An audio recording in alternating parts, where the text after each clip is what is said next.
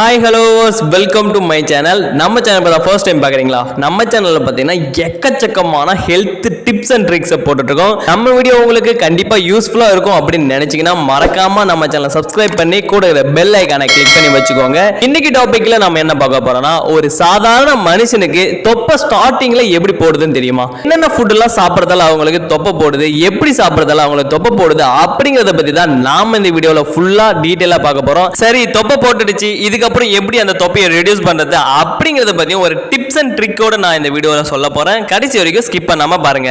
ஒரு சாதாரண மனிதருக்கு தொப்பை எப்படி போடுது அப்படின்னு யாராச்சும் யோசிச்சு பார்த்திருக்கீங்களா? எல்லாருமே நினைச்சிட்டு இருக்காங்க அவங்களோட கெட்ட ஹேபிட்டால தான் அவங்களுக்கு தொப்பை வந்துடுச்சு அப்படின்னு நினைச்சிட்டு இருக்கீங்க. அதாங்க இல்ல. நம்ம எல்லா ஆர்கன்ஸுமே இட்ஸ் மேட் ஆஃப் செல்ஸுங்க. நம்ம செல்ஸ் எப்பவுமே பாத்தீங்கன்னா ஒரு சின்ன பசியோட தான் இருக்கும். அந்த பசியை போக்குறதுக்காக தான் நாம சோறு சாப்பிடுறோம். ஒரு வண்டியோட இன்ஜின் இயங்குறதுக்கு எப்படி பெட்ரோல் டீசல் தேவைப்படுதோ அதே மாதிரி நம்ம பாடி செல்ஸ் இயங்குறதுக்கு எனர்ஜி தேவைப்படுதுங்க. இந்த எனர்ஜி பாத்தீங்கன்னா நாம 3 டைம்ஸ் சாப்பிடுற சாப்பாட்டு மூலியமாவே கிடைச்சிடுது. நம்ம எல்லாருமே பாத்தீங்கன்னா நம்ம செல்ஸுக்கு தேவையான எனர்ஜியை மீறி அதிகப்படியான மாவு சத்து, அதாவது சும்மா இருக்கிற டைம்ல எனக்கு கொஞ்சமா பசிச்சாலும் இட்லி சாப்பிடுறது, தோசை சாப்பிடுறது, இந்த மாதிரியான மாவு சத்து அதிகமா எடுத்துக்கும் போது பாத்தீங்கன்னா அந்த எனர்ஜி எல்லாமே செல்ஸுக்கு தேவையில்லாத எனர்ஜியா தான் போகுது. அதிகப்படியான மாவு சத்து, அதாவது இட்லி தோசை அதிகப்படியாவே நிறைய பேர் இன்டேக் பண்ண ஆரம்பிச்சிட்டாங்க.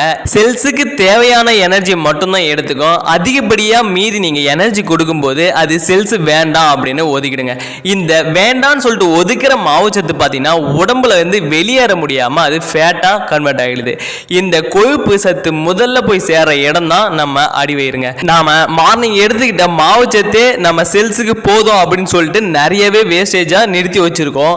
இது இல்லாம நாம மதியம் வரைக்கும் சும்மாவே உட்காந்து திடீர்னு நாம ரைஸ் எடுத்துப்போம்.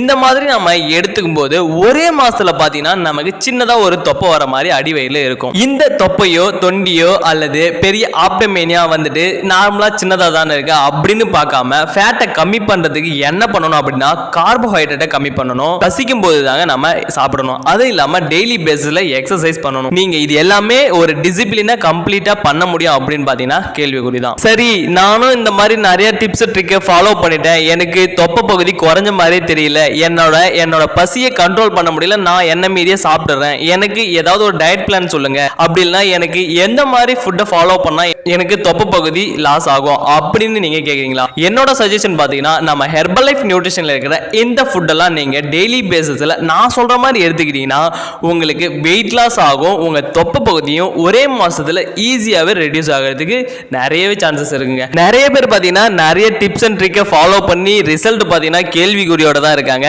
நீங்க இந்த ஃபுட்டை ஃபர்ஸ்ட் டைம் எடுக்கிறீங்க அப்படின்னா கண்டிப்பா ஒரு தடவை சஜஷன் பண்ணி இந்த ஃபுட்டை கம்பல்சரி எடுத்து பாருங்க. உங்களுக்கு ஒரு குட் ரிசல்ட் இருக்கும். இந்த ஹெர்பல் லைஃப் ஃபுட்ல என்னென்னலாம் எடுத்துக்கணும் அப்படின்னு பார்த்தீங்கன்னா formula 1 protein, shake mate, afresh, multi vitamin and cell u loss. இந்த ஃபுட்டை மட்டும் எடுத்தாலே போதும். அதுவும் ஒரு வெல்னஸ் கோச்சோட கைட்லைன்ஸோட எடுத்தாலும் உங்களுக்கு நல்ல ஒரு ரிசல்ட் இருக்கும். ஃபுட்டை பத்தி தெரிஞ்சிருச்சு, நாம அமேசான் பிளிப்கார்ட்ல வாங்கிக்கலாம் அப்படின்னு ஃபர்ஸ்ட் ஆஃப் ஆல் ஒரு முடிவு எடுப்பீங்க. கண்டிப்பா அந்த மாதிரி பண்ணாதீங்க, அது ராங்கான மெத்தட். ஏன்னா இந்த ஃபுட்டை ஒரிஜினல் ஃபுட்டாக வாங்கணும் அப்படின்னா எங்ககிட்ட வாங்கணும், அப்படி இல்லைன்னா டேரெக்டாக கம்பெனிலேருந்து பர்ச்சேஸ் பண்ணணும். இந்த ஃபுட்டை வாங்கணும்னு நினச்சிங்கன்னா கண்டிப்பாக டிஸ்பிளேல தெரியுது என்னோட நம்பர் கால் பண்ணிங்கன்னா கண்டிப்பாக எங்கள் டீமில் இருக்கிற வெல்னஸ் கோச்சஸ் உங்களுக்கு ஹெல்ப் பண்ணி கைட் பண்ணுவாங்க.